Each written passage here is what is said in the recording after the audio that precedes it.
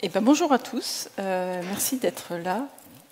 Donc, on devait à la base se poser la question avec vous, si on n'avait pas oublié un truc dans le craft. Et en fait, on a changé d'avis, et on s'est dit qu'on allait plutôt vous raconter une histoire. Donc, recherchons dans nos vieux grimoires de sorcières, parce que oui, dans la tech, les femmes sont là depuis très longtemps, et on a des bibliothèques avec plein de vieux grimoires. Donc on a trouvé cette histoire qui nous semblait absolument parfaite pour la situation et qui s'intitule « Le sortilège oublié du craft ». Pour ceux qui en auraient besoin, vous avez le script qui est disponible via ce QR code. On va essayer de rester un peu sur les rails du script et de ne pas trop improviser. Et dessus, il y a aussi toutes les ressources dont on parlera. Donc pour vous raconter cette histoire, on est deux conteuses. Donc il y a avec moi Angie, qui est donc magicienne du code spécialisée dans les sorts d'accessibilité. Elle est aussi grande maîtresse du coven Yesso, des sorcières de la tech sur Nantes. Et donc Cécilia Bossard, prêtresse des sortilèges craft, organisatrice du sabbat des artisans du code de la région nantaise et membre du coven des duchesses.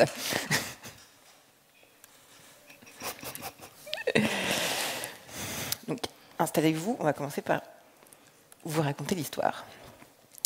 Chapitre 1, la remise en question. Il était une fois une équipe de jeunes sorcières avides de savoir et de connaissances. Elles parcouraient le royaume pour exercer leur art et chercher des sorciers plus expérimentés qu'elles, qui seraient en mesure de leur enseigner de nouveaux sorts. Elles étaient déjà capables de satisfaire leurs clients et produisaient des jolis spectacles. Malheureusement, il arrivait assez régulièrement que leurs sorts ne fonctionnaient pas ou ne produisaient pas le résultat attendu. Elles avaient beau chercher, elles n'étaient pas capables de comprendre pourquoi elles aboutissaient à ces échecs qui leur semblaient un peu aléatoires. Cette situation rendait leurs clients furieux et nos pauvres sorcières se retrouvaient trop souvent jetées dehors sans ménagement et sans rétribution. Leurs finances s'amenuisaient à vue d'œil et la situation ne pouvait donc plus durer. Elles décidèrent donc alors de partir à la recherche de maîtres qui pourraient les aider à comprendre leurs problèmes et à s'assurer de pouvoir réussir leur sort de manière systématique et accessoirement pouvoir être payées. Elles avaient entendu parler d'un royaume voisin où les sorciers et sorcières arrivaient à produire des sorts créés spécialement pour chaque client de manière itérative et incrémentale. Intriguées, elles décidèrent de commencer leur quête par ce lieu. Peut-être que cette situation vous rappelle vaguement quelque chose. Ces moments où on bosse longtemps sur une application, un produit, un site, où on respecte le cahier des charges à la lettre, les specs demandés, nickel. Et au moment où on va mettre en prod, ça peut être la douche froide. Voilà, on se rend compte que le produit ne correspond pas ou ne correspond plus aux attentes.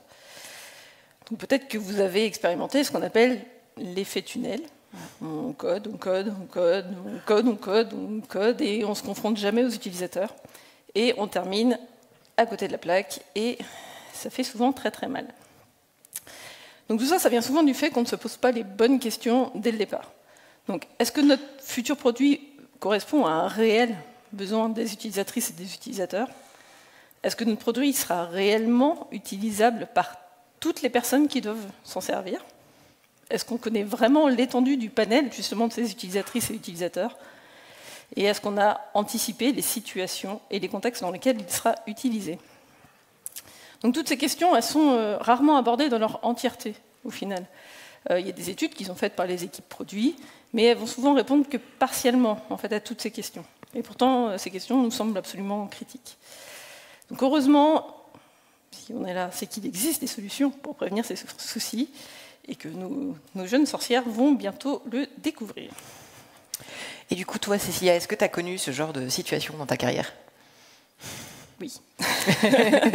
Quasiment tout mon début de carrière. Voilà. Il n'y avait pas encore l'agilité telle que c'est déployé actuellement. J'ai commencé en cycle en V. Je suis vieille. Alors, en tout cas, je suis bien contente que la situation ait évolué depuis. Et vous, est-ce que vous avez déjà travaillé sur un projet avec ce mode de fonctionnement? Est-ce que vous pouvez lever la main? Ouais. Il y a quand même les 3/4 de la salle. Ouais, c'est pas mal. Enfin, c'est pas mal. Je sais pas, en fait.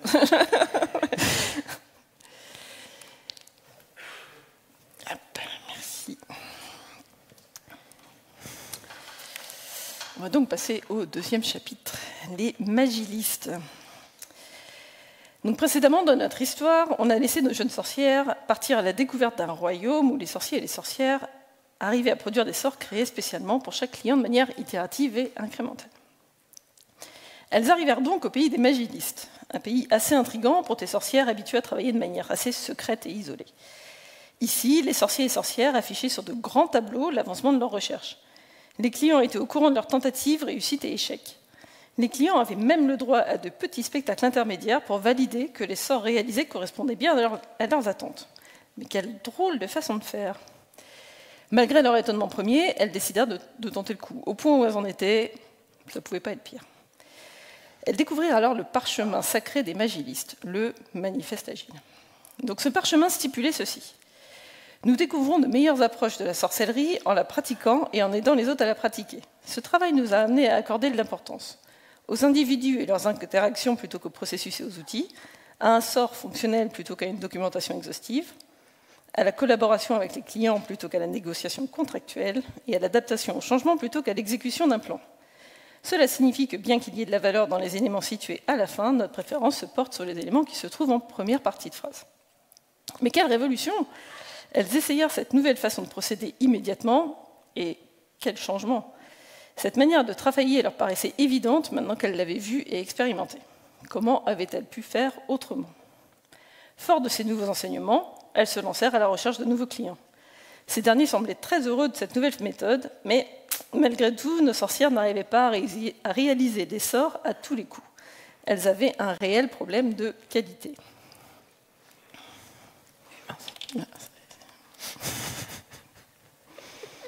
Pardon. Donc, si vous êtes dans cette salle, il y a des chances que vous ayez déjà mis en place ou au moins participé à des contextes agiles, ou qui essayent de l'être, avec des délits, des rétros, des sprints. Et peut-être que vous avez déjà pu rencontrer ces situations où la mise en place de l'agilité n'améliore pas vraiment la qualité finale du produit, ou la satisfaction des utilisateurs et utilisatrices finales. Là encore, on connaît souvent les raisons fréquentes pour ces situations. On applique des rituels sans vraiment comprendre l'intérêt des rituels, ni garder en tête leur objectif premier, produire de la valeur pour l'utilisateur, l'utilisatrice finale. Du coup, on laisse Jean-Mi raconter l'entièreté de sa journée au délit sans l'inciter à synthétiser les actions utiles pour l'équipe, et on oublie juste totalement le produit et sa qualité. On mesure la réussite d'un sprint à la vélocité de l'équipe plutôt qu'à l'utilité réelle des nouvelles features et du produit pour l'utilisateur et l'utilisatrice finale. Les rétros servent de soupape pour l'équipe qui relâche la pression avant d'entamer un nouveau sprint, et les actions qui ont été demandées dans ces rétros sont jamais menées. Dans les processus de priorisation des tâches, on relègue certains sujets comme la sécurité, la qualité ou l'accessibilité au rang de feature bonus, de variables d'ajustement ou à traiter plus tard en nice to have. La course à la production des tickets, c'est toujours plus, toujours rapidement, ça aboutit fatalement à un produit qui est mal conçu, à du code spaghetti qui est impossible à comprendre ou à modifier. Et chaque petite modification a des impacts à des endroits insoupçonnés de l'application, et où les régressions peuvent être légion, etc. Les équipes n'ont aucune envie de travailler sur le produit, et la connaissance métier se perd au fur et à mesure des départs des prestations, des prestataires dégoûtés de la mission. L'agilité a été dévoyée de son but premier pour devenir une méthode de management, voire de micromanagement. Mais ça, c'est pas le cœur de l'histoire. On va plutôt voir comment nos jeunes sorcières vont s'en sortir. Et toi, cette situation, elle te rappelle vaguement quelque chose, peut-être, aussi? Plein de petits morceaux dans différentes missions que j'ai eues. Donc, il y avait des endroits où l'agilité était globalement bien appliquée, mais où les actions qu'on essayait de mener, qu'on proposait au moment des rétros, n'étaient pas menées parce que il y avait toujours un frein au-dessus. Genre, les équipes sont en agile, mais la hiérarchie ne l'est pas. Et sinon, plein de petites missions où il y avait des délits, mais ils servaient vraiment juste à raconter sa vie, et on n'avait pas forcément l'avancement du produit, et on n'avait pas forcément l'aide dont on avait besoin sur la mission, quoi. Et qui dans la salle a déjà vécu un projet agile qui ne l'était pas vraiment, en fait? Ouais, Oula, il y a quasiment toute la salle là. Et qui, au fur et à mesure de ce projet, a vu la situation s'empirer. Ouais, La moitié quand même. Et la situation s'améliorer. Quand même, quelques-uns. Oui. Et qui est passé en safe? Alors, je vous laisse juge de savoir si ça s'est empiré ou amélioré. Non, personne n'est passé en safe?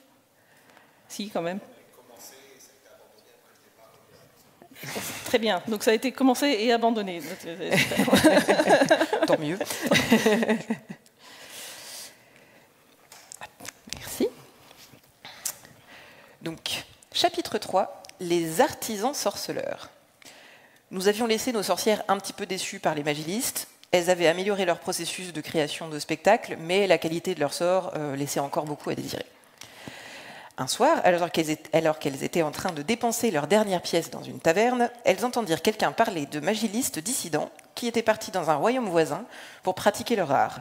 A priori, la qualité de leurs prestations n'avait aucun égal dans le monde entier. Et voilà nos chères sorcières parties en quête de ces fameux artisans sorceleurs. Arrivés dans ce royaume, rien ne semblait différer du royaume des magilistes. Les mêmes affichages publics, les mêmes échanges avec le client. Mais qu'est-ce qui pouvait faire que ces artisans sorceleurs réussissaient systématiquement leur sort? L'expérience? Ils n'étaient pourtant pas si vieux. Le hasard? La chance? Non, ça ne pouvait pas être ça. Nos apprenties sorcières commencèrent donc à regarder de plus près comment les artisans sorceleurs procédaient. Et là, elles découvrirent des pratiques assez étranges. Les artisans sorceleurs préparaient avant chaque nouveau sort des tests qui leur permettaient de s'assurer que le résultat serait correct. Ces tests assuraient aussi de pouvoir faire quelques modifications en étant sûrs de ne pas casser la globalité de leur spectacle. C'était donc ça leur art? Elles apprirent aussi d'autres concepts impliquant d'autres façons de communiquer avec le client. Finalement, si on se comprend bien et qu'on parle le même langage, on a moins de risques de se tromper et de décevoir le client. Et donc, moins de risques de ne pas être payé. Elles trouvèrent finalement une artisane en mesure de les prendre en apprentissage, et cette artisane leur fit découvrir leur parchemin sacré. Et oui, encore un. Ce dernier venait compléter le parchemin des magilistes. En tant qu'artisan ensorceleur, nous relevons le niveau de la création professionnelle des sorts par la pratique. Et en aidant les autres à acquérir leur savoir-faire grâce à ce travail, nous avons appris à apprécier pas seulement les sorts opérationnels, mais aussi des sorts bien conçus, pas seulement l'adaptation au changement, mais aussi l'ajout constant de valeur, pas seulement les individus et leurs interactions, mais aussi une communauté de professionnels, et enfin, pas seulement la collaboration avec le client, mais des partenariats productifs. C'est-à-dire qu'en recherchant des éléments de gauche, nous avons trouvé que les éléments de droite étaient indispensables. C'est donc ça le mystère, la communauté, la qualité, l'ajout de valeur. Après quelques années de pratique, en compagnie de leur maîtresse artisan sorceleuse, elles prirent confiance dans leur pratique. Plus aucun sort n'échouait sans explication, plus d'erreurs d'interprétation des demandes de clients. Elles commençaient même à aider les jeunes sorcières et sorciers qui arrivaient dans le royaume en quête d'amélioration de leur art.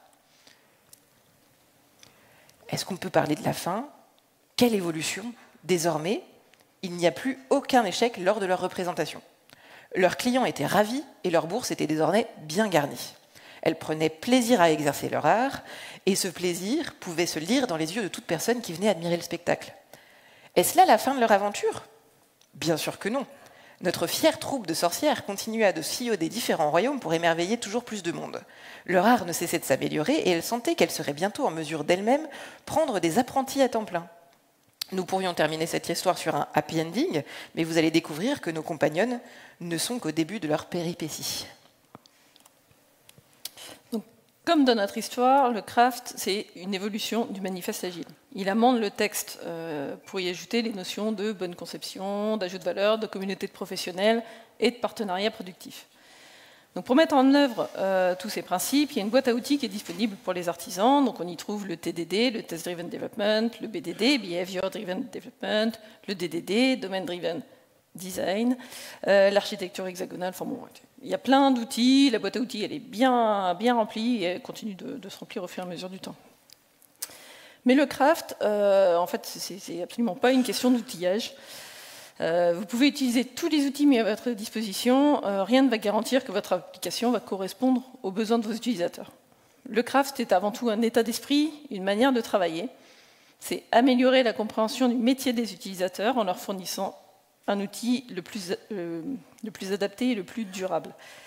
C'est aussi améliorer le partage des connaissances, que ce soit via le code ou des échanges humains aussi. Ça fait partie aussi de notre métier de parler à des humains. Et comme dans notre histoire où on a une artisane qui va prendre sous son aile nos jeunes sorcières, être une ou un crafter, c'est aussi participer à la formation des personnes plus juniors, les accompagner et les guider pour améliorer leur pratique. Crafter une application, c'est créer un outil personnalisé pour les utilisateurs qui va réellement les aider à réaliser leur travail de manière plus efficace. Mais on peut se poser la question de si la qualité technique et la hype d'une technologie va suffire à rendre notre application ou notre produit utile et satisfaisant.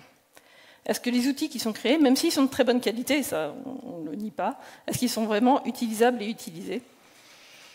Est-ce que tous les utilisateurs vont bien être pris en compte lors des développements ? Est-ce que leurs besoins seront aussi pris en compte ? Et tout ça, la suite de notre histoire vous le dira. Et du coup, tu as déjà connu ce genre de situation où la mise en place des pratiques craft ont amélioré la qualité des logiciels ? Oui, quasi systématiquement. Évidemment, quand on va améliorer la qualité du code, ça c'est indéniable. Par contre, je ne suis pas sûre qu'on améliore l'utilisabilité du produit. Voire même parfois l'utilisabilité du code pour les devs qui viennent après. Parce que parfois, en voulant bien faire, on va complexifier le code pour les personnes qui vont venir après nous.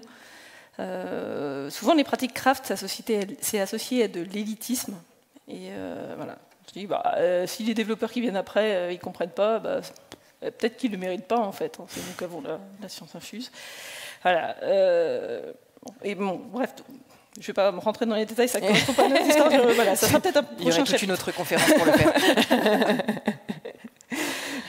Et du coup, vous, qui a déjà mis en place des pratiques craft, du TDD, BDD, ArchiExa, etc. Bonne moitié. Un peu plus de la moitié de la salle. Et qui a trouvé que le produit était amélioré ? Un petit peu moins de la moitié. Et qui a trouvé que le produit en était amélioré d'un point de vue utilisateur ? Oula, ça se compte sur les doigts d'une main. Il y a 5 personnes, je crois. Okay. Merci. Donc on va passer au chapitre 4, le royaume des ténèbres. Ça fait un peu peur, je suis sûr, il n'y a pas de fantômes, ça va aller. Donc dans les chapitres précédents, nos héroïnes, elles ont d'abord découvert les magilistes, puis le craft avec les artisans sorceleurs. Donc confiantes dans leurs compétences et leur art, notre joyeuse troupe arriva au royaume des ténèbres. C'était un royaume entièrement plongé dans le noir. Ses habitants s'étaient adaptés à leur environnement et étaient devenus très malvoyants, voire même pour certains aveugles. Cela ne les empêchait pas d'aimer profiter de spectacles proposés par des troupes itinérantes telles que celles de nos compagnonnes. Sûres d'elles-mêmes après tous leurs apprentissages, elles commencèrent directement leur spectacle habituel devant une foule dense à laquelle on avait promis le plus merveilleux des spectacles. Une fois ce dernier terminé, nos aventurières étaient particulièrement fières de leur prestation, une des meilleures qu'elles avaient eu l'occasion de faire. Mais quelle ne fut pas leur stupeur de ne pas entendre d'applaudissements de la part du public. Les habitants du royaume des ténèbres avaient même l'air de commencer à s'impatienter, à demander quand le spectacle allait enfin commencer. L'incompréhension se lisait dans les yeux de nos sorcières. Mais encore fallait-il que les habitants puissent les voir. Et c'était bien là le problème. Aucun des habitants n'avait pu profiter de leur spectacle basé uniquement sur des jeux de lumière. Et le dirigeant du royaume refusa de leur payer leur dû en arguant qu'aucun de ces sujets n'avait pu profiter du spectacle. Commença alors une discussion interminable sur des besoins mal exprimés, des attentes farfelues et non habituelles de la part du client, et beaucoup de mauvaise foi. Car oui, même si nos artisans sorceleuses étaient douées dans leur art, elles étaient aussi pas mal de mauvaise foi et avec un ego assez disproportionné. Comment ce souverain avait-il pu mettre en doute leurs compétences ? Elles étaient pourtant les meilleures sorcières de la région. Ils arrivèrent finalement à un accord. Les sorcières allaient adapter leur spectacle pour le rendre accessible au sujet du royaume, et en contrepartie, le roi allait leur offrir une compensation pour les efforts effectués. Voilà donc nos aventurières reparties pour apprendre à adapter leur spectacle. Après moult recherches, elles lirent dans un sombre parchemin l'existence d'un artefact magique censé résoudre tous leurs problèmes. Mais il était très rare, et pour l'obtenir, il fallait négocier avec des petits êtres particulièrement avares qui allaient le leur faire payer très cher. Soit, Leur bourse était désormais bien remplie et elles étaient prêtes à dépenser leurs écus sans compter si ça leur permettait d'adapter leur spectacle sans effort. Cet artefact leur permettrait de transcrire par oral tout ce qu'elles pouvaient lire dans les jeux, tout ce qu'elles pouvaient faire dans leurs jeux de lumière. Cette quête fut longue, fastidieuse et onéreuse. De plus, l'artefact, une fois trouvé, se fit assez capricieux. Il interprétait les jeux de lumière de manière assez particulière et racontait une toute autre histoire que celle que nos sorcières voulaient raconter. Elles durent donc modifier leur scène pour que l'artefact puisse être utilisé convenablement. Elles y passèrent de nombreux jours et de nombreuses nuits. Étant donné le prix et les efforts qu'elles avaient dépensés pour récupérer l'artefact, il n'était pas question que ça ne fonctionne pas. Elles finirent par aboutir à une version adaptée au royaume. Une fois leur représentation effectuée, les sujets du royaume les applaudirent à tout rompre, et le roi les récompensa comme promis. La satisfaction de leurs clients les consola un peu des jours de travail et de la fatigue accumulée pour aboutir au résultat. Leur bourse n'avait pas retrouvé le niveau précédent, mais elles avaient quoi se nourrir et se loger. C'était déjà ça. Donc là, on a un produit qu'on a conçu, architecturé, développé, poussé en prod, et là, on se rend compte qu'il manque un truc essentiel. Il faut rendre le produit censé être fini accessible. Il y a certaines équipes qui se tournent vers des outils magiques, des outils de surcouche qui sont censés résoudre à 100% les problèmes d'accessibilité. J'en ai parlé hier. Un plugin, un outil automagique intégré à votre site, un lecteur d'écran intégré. Sauf qu'on se rend assez vite compte que ces outils, ils ont des angles morts. Faut revoir la structure de votre produit. Faut repasser partout. Faut revoir la sémantique HTML. Faut créer des solutions alternatives pour que ce que l'outil ne prend pas en charge, voire pire, il y a des problèmes d'accessibilité qui passent entièrement sous le radar. Parce que les outils de surcouche et d'audit automatisés ne peuvent pas tout régler. Ils doivent toujours être doublés par un regard humain qui jugera de la pertinence des résultats. Et surtout quand l'accessibilité n'a pas été réfléchie depuis le début. Il y a quelques pistes pour éviter ça. Les équipes doivent être sensibilisées sur l'accessibilité pour comprendre pourquoi et pour qui c'est nécessaire, pour mieux appréhender comment les intégrer dès la conception du produit, et de nouvelles features. Les équipes doivent être aussi formées sur les principes clés et socles de bonnes pratiques, donc penser au contraste dans le design, à la compréhension des libellés, à utiliser HTML de manière sémantique, les structures des titres, les navigations clavier, l'utilisation des balises pour leur utilité, genre on ne met pas un H3 pour mettre un texte en gras par exemple. On pense aux alternatives textuelles pertinentes, les alt des images et des icônes. On prend en compte l'utilisation des outils d'accessibilité comme le lecteur d'écran ou les loupes. Et dans le cas d'un produit qui est déjà en place, on peut passer par un audit qui est fait par une entreprise externe spécialisée. Par exemple, il y a Access42, Temesis, Ideance et d'autres organismes qui s'en occupent, qui pourra aussi faire un accompagnement pour la remise aux normes d'accessibilité de votre produit. Intégrer l'accessibilité, c'est toujours plus rapide et moins coûteux et moins frustrant que d'essayer de réparer un produit presque fini après coup. Est-ce que toi, tu as eu l'expérience de mettre en place ces outils automagiques ? Alors, pas les outils automagiques. J'ai eu de la chance, et puis je pense que j'aurais beaucoup râlé. Mais je sais que c'est des outils qui sont pas... qui n'aident pas à rendre le produit vraiment accessible. Il y a des outils que des gens mettent sur leur site qui demandent aux personnes d'éteindre leur outil d'adaptation pour pouvoir naviguer sur le site, ce qui est totalement contre-productif. Hein. Bref, je ne recommande pas. Est-ce que parmi vous, quelqu'un a déjà essayé de mettre en place ces outils Non. Très bien. Tant mieux. Et est-ce que ça est déjà arrivé d'arriver dans des équipes où les personnes ont essayé de mettre en place de l'accessibilité sans avoir été formées ? C'est à moi que tu poses la question ? C'est à toi que je pose la question. Est-ce que, sans avoir été formé, non, c'est compliqué. Il y a des essais, ça ne rend pas le produit forcément beaucoup plus accessible. Il y a beaucoup d'erreurs qui sont faites. Il y a des choses qui manquent forcément pour les utilisateurs et l'utilisatrice finale. Voilà. Est-ce que vous avez déjà essayé de mettre en place de l'accessibilité juste en ayant lu 3 sites web voilà. Et qui a été formé parmi vous en accessibilité ? Ouais, pas beaucoup. Pareil, ça se compte sur les doigts d'une main. Très bien.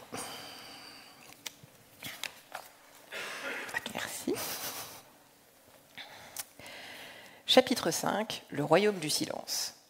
Après avoir découvert l'agilité et le craft, nos jeunes sorcières se sont retrouvées confrontées à leur premier problème d'accessibilité qu'elles ont réussi à contourner en utilisant un artefact magique.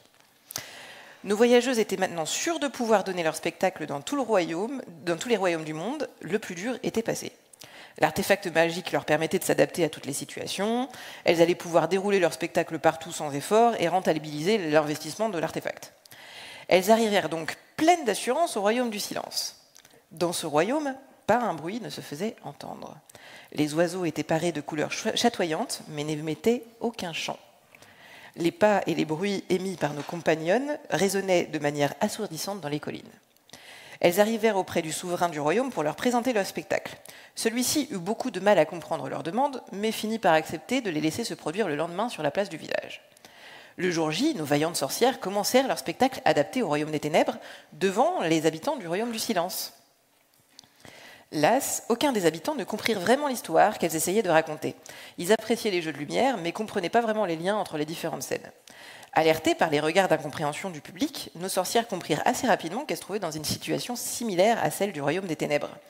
Leur spectacle n'était pas adapté au public. Elles prirent donc de nouveau du temps pour modifier le spectacle. Cette fois-ci, elles le remodelèrent entièrement pour inclure des gestes utilisés par la population pour communiquer. Elles enlevèrent l'artefact qui retranscrivait les sons, car il devenait très difficile de l'intégrer dans le nouveau spectacle. Et ce fut également l'occasion d'ajouter un petit peu d'interaction avec le public, histoire d'être sûr que cette fois-ci, le message était compris.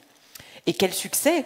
Les habitants du royaume furent conquis par cette représentation et leur demandèrent de se reproduire maintes et maintes fois. Grisées par cette nouvelle expérience enrichissante, dans tous les sens du terme, elles continuèrent leurs aventures. Donc là, on doit toucher à un point qui est souvent oublié. Il n'existe pas qu'un seul handicap.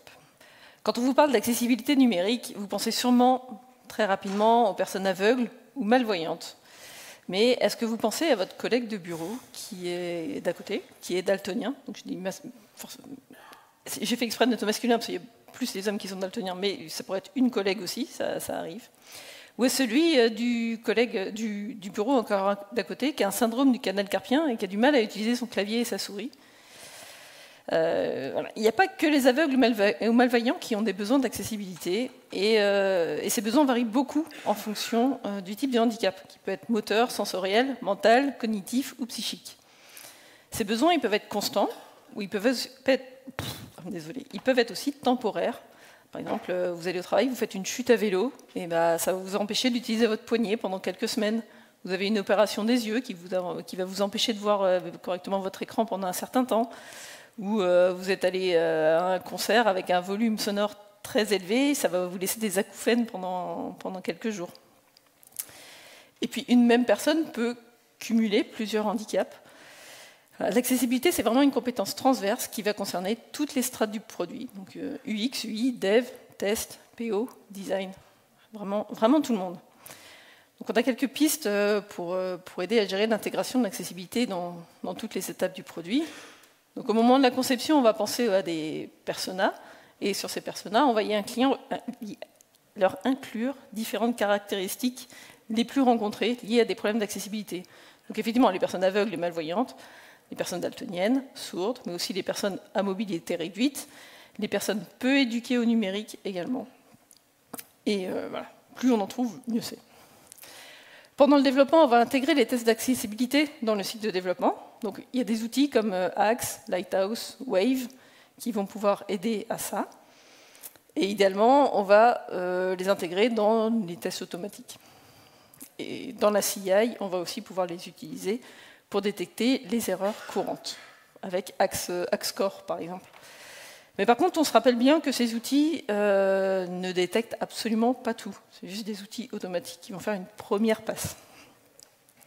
En fin de développement, là, au moment de la livraison, là, on va passer par des tests utilisateurs qui vont inclure des personnes handicapées et avec des caractéristiques diverses. Et puis, on va faire des audits réguliers auprès d'entreprises, de personnes spécialisées et formées sur le sujet.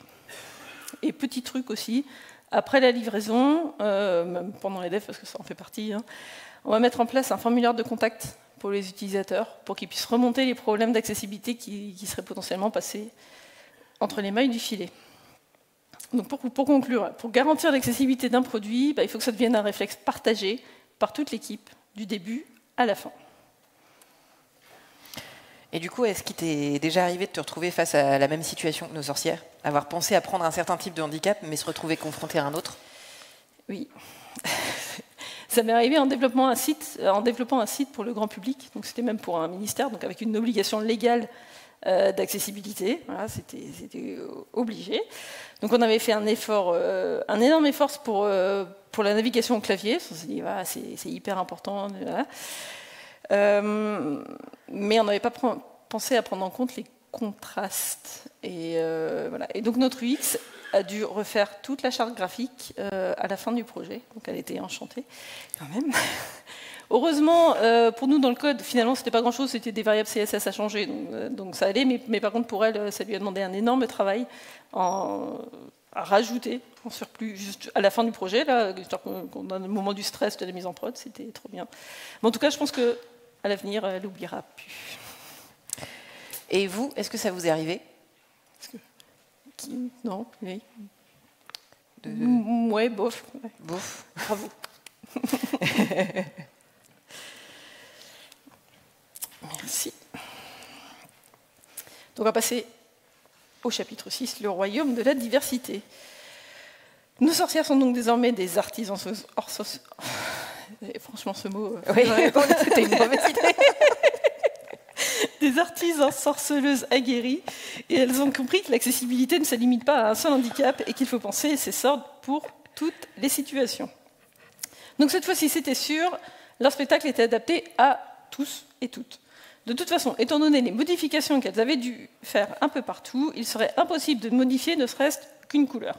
Les changements, même minimes, sur un sort prendraient des jours et des jours. Nos jeunes sorcières arrivèrent donc dans un nouveau royaume. Celui-ci accueillait les voyageurs venus du monde entier, sans discrimination aucune. Beaucoup de ces voyageurs finissaient par s'y installer définitivement, tellement l'accueil était agréable et la population ouverte d'esprit. On est d'accord que c'est fictif. Hein. Dans ce nouveau royaume de la diversité, on trouvait des anciens habitants du royaume des ténèbres ou de celui du silence, des licornes, des géants, des elfes, des nains. Tous semblaient vivre en harmonie et les infrastructures étaient adaptées à tout le monde. Nos sorcières se dirent que c'était l'endroit idéal où se produire avec leur spectacle, désormais accessible à tout le monde. Elles se mirent donc en route pour rencontrer la souveraine du royaume. Celle-ci leur demanda une démonstration avant d'accepter qu'elle se produise devant ses sujets. En effet, elle voulait s'assurer que le spectacle pouvait vraiment convenir à tous. Nos jeunes amis s'exécutèrent, mais à peine l'introduction passée, la souveraine les stoppa net dans leur démonstration. Le spectacle semblait adapté, mais confus. Il ne serait pas compréhensible par certains habitants atteints de troubles de l'attention. Voyant la mine déconfite de nos sorcières, la souveraine les rassura en leur commandant un tout nouveau spectacle qu'elles auraient le temps de préparer convenablement. Elle leur remit également un gros parchemin contenant le référentiel des adaptations attendues dans un spectacle, ainsi qu'un guide pour les mettre en place. Et bien voilà ce qui leur avait manqué depuis le début, pouvoir partir sur des bases solides avec des spécifications attendues. Elles créèrent donc un nouveau spectacle en prenant en compte dès le début le référentiel qui leur avait été transmis. Leur sort était toujours testé unitairement, mais elles ajoutèrent également dans ces tests les vérifications par rapport au référentiel. Comme ça, aucun doute que le spectacle serait accessible à toutes et tous, quel que soit l'ordre d'exécution des sorts. Leur nouveau spectacle leur parut bien plus simple à créer. Tout semblait s'enchaîner clairement, les modifications étaient bien plus faciles, maintenant qu'elles avaient un référentiel sur lequel se baser. La souveraine venait régulièrement voir comment nos sorcières avançaient dans leur création, et elle était de plus en plus enthousiaste au fil des jours. Le jour de la représentation, le stress était à son comble. Et si un habitant du royaume n'arrivait pas à comprendre le spectacle? Et si tous les sorts rataient lamentablement à cause de conditions non prises en compte? Fébriles, elles commencèrent à lancer leur premier sort. Le retour émerveillé du public les rassura et elles finirent leur spectacle sur un tonnerre d'applaudissements. Ça y est, elles avaient enfin réussi à concilier l'art des artisans sorceleurs et celui de l'accessibilité. Ah, j'ai oublié, pardon. On n'a rien vu. Cette fois, on part d'un produit qui est fait de zéro, en prenant en compte l'accessibilité, les équipes sont formées, les attentes sont claires, et il y a même un parchemin magique qui détaille toutes les adaptations nécessaires à prendre en compte. En fait, ce parchemin, il existe pour de vrai. On parle du RGAA, le référentiel général d'amélioration de l'accessibilité. C'est un ensemble de recommandations avec des critères précis, de guides d'application, et l'ensemble vulgarise un autre référentiel, le WCAG, le Web Content Accessibility Guidelines, qui a été créé par le W3C. C'est le consortium qui travaille sur les normes web pour qu'elles soient cohérentes. Le W3C a d'ailleurs plusieurs standards qui sont regroupés sous la bannière de WAI, le Web Accessibility Initiative, et on y retrouve le WCAG, mais aussi les WAIARIA, et par exemple qui va définir comment les composants interactifs doivent fonctionner. Ça se passe comment pour l'appliquer dans un projet? On part du référentiel d'accessibilité dès la conception, plutôt que d'essayer de corriger des problèmes après les devs. On profite du fait que le RGA fournit une checklist vraiment claire et plutôt complète, prête à l'emploi, et on inclut les specs dans les stories et les tickets. Par exemple, l'ajout d'un bouton, ça comprend le fait qu'il doit être actionnable au clavier. Le libellé est clair, les contrastes sont suffisants, etc. On intègre les critères du référentiel dans le Definition of Done, dans les tests unitaires et dans l'intégration continue, dans la CI/CD. Si vous avez suivi le chapitre précédent, on parle d'Axcore ou d'autres produits du genre. On maintient aussi une formation des équipes régulières. On forme les nouvelles personnes qui arrivent dans l'équipe pour s'assurer du maintien de la qualité, que les nouvelles features intègrent l'accessibilité. Voilà. On intègre l'accessibilité dans les sujets de veille pour assurer l'amélioration continue. Et on s'assure aussi que les nouveaux développements conservent le même niveau d'accessibilité, pour éviter d'avoir à refaire régulièrement une remise aux normes qui peut être potentiellement coûteuse. Quand on intègre l'accessibilité dès le début d'un projet, ça simplifie vachement le développement. On ajoute des bonnes pratiques dans les équipes, ça permet d'assurer une partie de la qualité finale du produit, on diminue aussi beaucoup la dette technique et les coûts démesurés d'une remise aux normes d'un produit legacy, l'audit et les allers-retours avec une entreprise qui accompagne pour la remise aux normes, le temps supplémentaire pour faire de l'archéologie pour remettre le produit aux normes et la révision de l'intégralité des tests finaux. Donc et toi, Angie, ça t'est déjà arrivé de mettre en place de l'accessibilité from scratch? Pas exactement from scratch, mais j'ai été dans une mission où l'accessibilité faisait partie du Definition of Done et où du coup toutes les nouvelles features qu'on faisait devaient être accessibles et ça faisait partie aussi des tests et tout ça et c'était trop bien. Voilà. Et est-ce que le code, il en était plus facile à... Voilà, qu'est-ce que ça donnait comme résultat sur le code? Ce que ça faisait, c'était que c'était, je trouvais, plus facile à relire après. Parce qu'en fait, les normes d'accessibilité, souvent, c'est aussi des bonnes pratiques tout court. Alors, quand on utilise la sémantique HTML pour ce qu'elle est censée être utilisée, le code est plus clair, on sait quels trucs sont à évoluer et c'est plus lisible aussi. Et c'est vachement plus facile à faire évoluer après. Et est-ce que parmi vous, il y en a qui ont déjà mis en place des pratiques d'accessibilité sur un projet dès le début du projet? Ouais, quand même, il y en a quelques-uns. Il y en a, ils ne savent pas trop. Et est-ce que c'était cool? Est-ce que c'était naze? C'était naze. Oh. il y a quand même des coups là. Est-ce que c'était devenu un réflexe dans les équipes? Ouais, oui, non, bof. Ouais, bof. Ouais, il y a un peu tout en fait. Ok, du travail. C'est ça. Bon. Hop.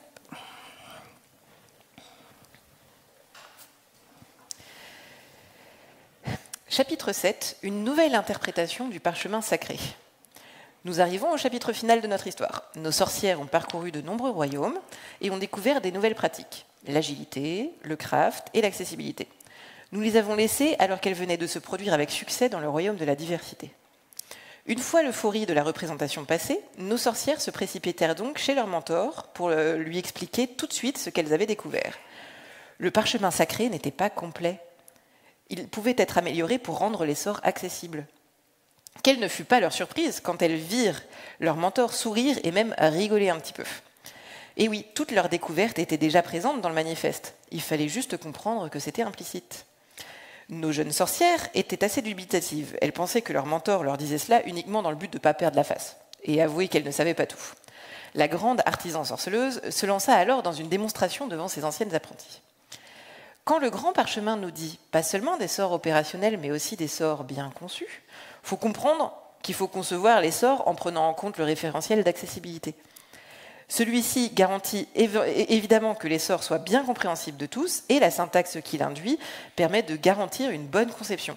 Les sorts sont écrits en respectant des normes et peuvent être modifiés et repris facilement par n'importe quel sorcier ou sorcière.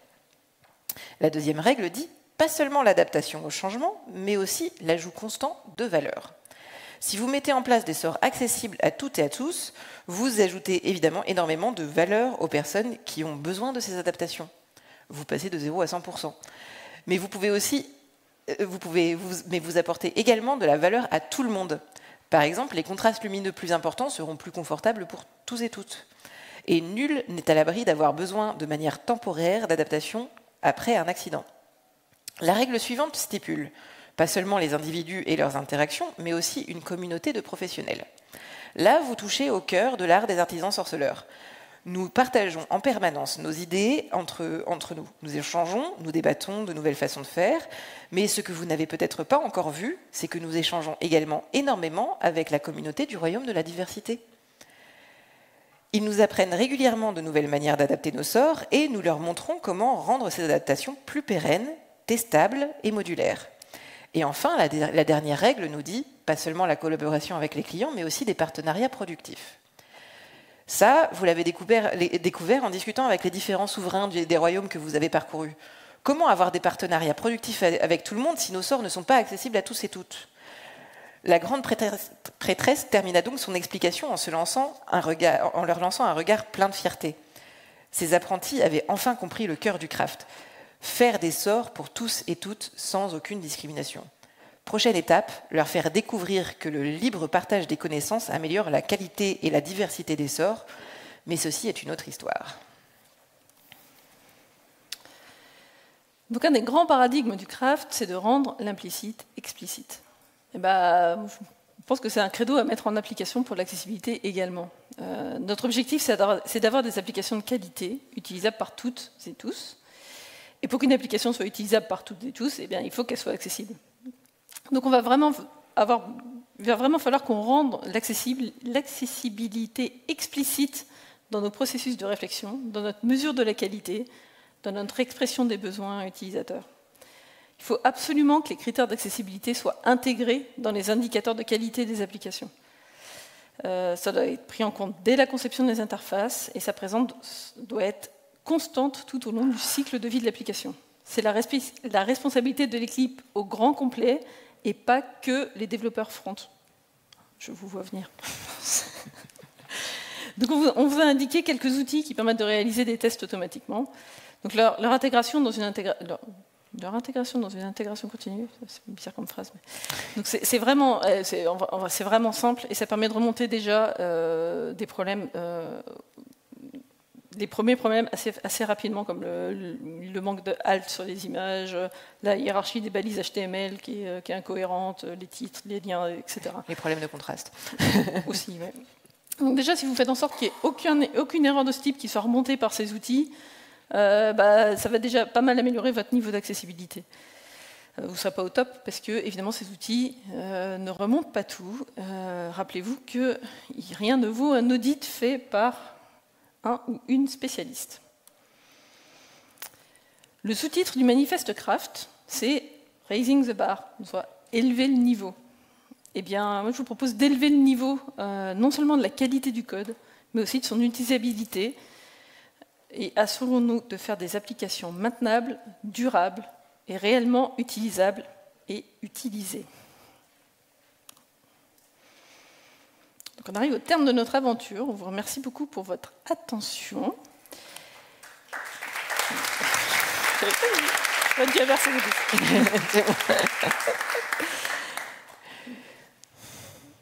Et ben voilà, nos petits récaps, voilà, si vous devez repartir avec des petites choses, un petit récap de ce qu'on a pu vous raconter. Donc l'agilité et le craft, évidemment, ce sont des choses qui sont importantes. Mais ça ne va pas garantir que votre produit sera utilisable par tout le monde. Pour mettre en place l'accessibilité, il faut au moins avoir été sensibilisé et idéalement formé. L'accessibilité, ça touche toutes les strates du projet et pas uniquement les développeurs et développeuses front. Il ne faut pas se fier qu'aux outils automatiques de détection des problèmes, ni aux audits faits par l'IA. C'est pareil, hein, l'IA c'est un outil automatique. Il faut vraiment avoir un regard humain par une personne dont c'est le métier.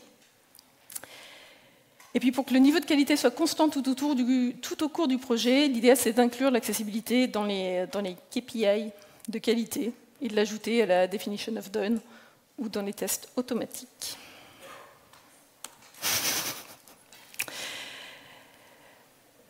Et on espère que cette présentation vous aura plu. Donc là, on vous remet le lien vers le script où vous aurez toutes les ressources et les outils. Et puis nos réseaux sociaux, si vous voulez nous contacter. Alors, vous pouvez toujours essayer de me contacter sur LinkedIn, il y a peu de chances que je vous réponde. Plutôt Moi, je réponds un petit peu plus, mais il ne faut pas hésiter à me relancer si je mets longtemps à vous répondre. J'oublie. Et j'ai totalement oublié de mettre le lien Open Feedback, mais n'hésitez pas, parce qu'on va chercher à améliorer cette conférence et à la refaire, donc n'hésitez pas à nous faire un retour constructif ou positif, ou aussi c'est bien. Voilà. Donc là, on va vous liste déjà quelques références, les différents manifestes, les références. Donc tout ça, c'est dans les ressources qu'on vous a mis dans le script. Mais, si vous n'avez pas eu le temps. Au niveau des outils, donc on a parlé de Lighthouse, on a parlé de Axe, on a parlé de Wave. On n'a pas parlé, il y a aussi des plugins que vous pouvez installer dans vos navigateurs pour faire des petits tests en cours de développement. Ça, en général, si vous êtes formé, on vous apprend quels plugins peuvent être utiles pour vous. C'est ça, voilà.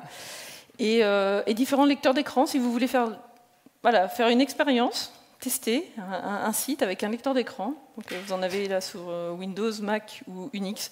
Celui sous Unix, il est bien naze. Hein. Donc si vous voulez en plus contribuer à améliorer, faut pas hésiter. Et si jamais vous voulez voir une présentation en live, il y a Emmanuel cet après-midi à 14h30 où vous pourrez voir ce que ça donne un lecteur d'écran sur sa présentation.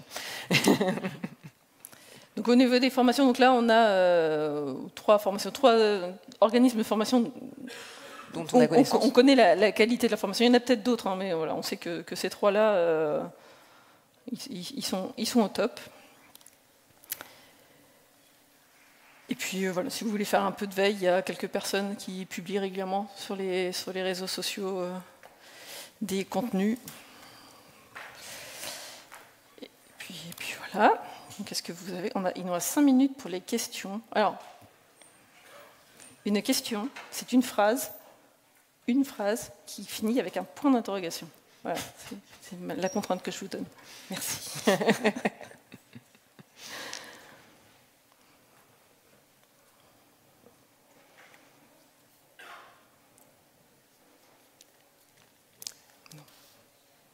On ne mange pas, hein, c'est pas parce qu'on a parlé de sorcières qu'on ne va pas vous brûler au bûcher si vous pouvez poser une question bête. Il n'y a pas de question bête. Ah, mais il y en a une. Oui, il y a une question ici. Là. Bonjour, donc merci pour cette présentation. Non, la question que j'avais, mais le problème c'est que je vais pas respecter la contrainte parce que j'ai une remarque mais qui va déboucher sur une question parce que je vois que tout ça, ça a été de l'amélioration continue depuis le départ et le retour. Mais moi, je me dis, moi par exemple, je bosse sur un produit avec un legacy qui date d'il y a plus de 25 ans. Comment je peux mettre en place ça parce que ça me semble mais vraiment pas possible en fait. C'est trop gros et je sais pas si c'est en fait réellement possible ou faisable. Si vous avez eu des retours ou des choses comme ça. De mon point de vue, ça se fait par petites itérations. Tu commences par les trucs un petit peu faciles, les alt des images, vérifier petit à petit que quand on navigue au clavier sur le produit ou avec un outil sur les téléphones avec Talkback ou des trucs comme ça, qu'on arrive sur chacun des éléments activables et enfin faire vraiment petit à petit regarder les contrastes et c'est pas grave de pas tout savoir dès le début, mais c'est de faut commencer quelque part. Et donc, commencer par des petites choses, les choses les plus évidentes. Il y a les 5 grandes erreurs, je crois, qui font 80% du taf qu'on peut retrouver. Je pense qu'Emmanuel va en parler d'ailleurs dans sa conférence d'après, et où vraiment commencer petit pas par petit pas et se sensibiliser, se former aussi petit à petit. Et au fur et à mesure, ça va arriver. Mais c'est vrai que le legacy, c'est difficile à prendre en main. Donc, et peut-être intégrer des développeurs, des développeuses qui sont déjà formés et qui peuvent aussi accompagner sur ce genre de trucs. Est-ce que ça répond bien à la question? Voilà. Faut pas se dire qu'on va passer de 0 à 100% d'accessibilité. Hein. Ça va pas marcher. Il y a une courbe d'apprentissage quand même pour y arriver. C'est pas, c'est ok que ce soit difficile et qu'on mette du temps. Tout ce qu'il faut, c'est commencer. J'ai une question troll. Est-ce que ça existe 100% d'accessibilité? À mon sens, non. Voilà. On a beau essayer. Enfin, il y aura toujours un problème, quelque chose. Il faut savoir qu'il y a certaines adaptations qui peuvent poser des problèmes d'accessibilité à certains types de populations. Alors là, j'ai pas d'exemple en tête parce que j'ai le cerveau qui fonctionne pas, mais faut essayer de faire le maximum. Et après, sur la partie conformité, la plupart des entreprises ne mettent pas 100% de conformité sur leur site parce qu'ils savent très bien qu'à chaque nouvelle feature, ils vont pas forcément faire vérifier que ça a bien été créé avec toutes les normes d'accessibilité, et donc ça ne sera pas 100% conforme s'ils mettent des nouvelles choses en place. Donc c'est une amélioration continue, et tant qu'on est au courant que c'est le cas, donc sur les sites, il y a bien écrit le taux de conformité et qu'est-ce qui n'est pas accessible, parce que en fait l'accessibilité aussi, c'est de dire pourquoi c'est pas accessible et ce sur quoi on va s'améliorer, et ça fait le taf. Et on peut être 100% conforme sans être vraiment accessible à tous. Oui, aussi. J'ai détaillé. Ça répond bien à ta question troll?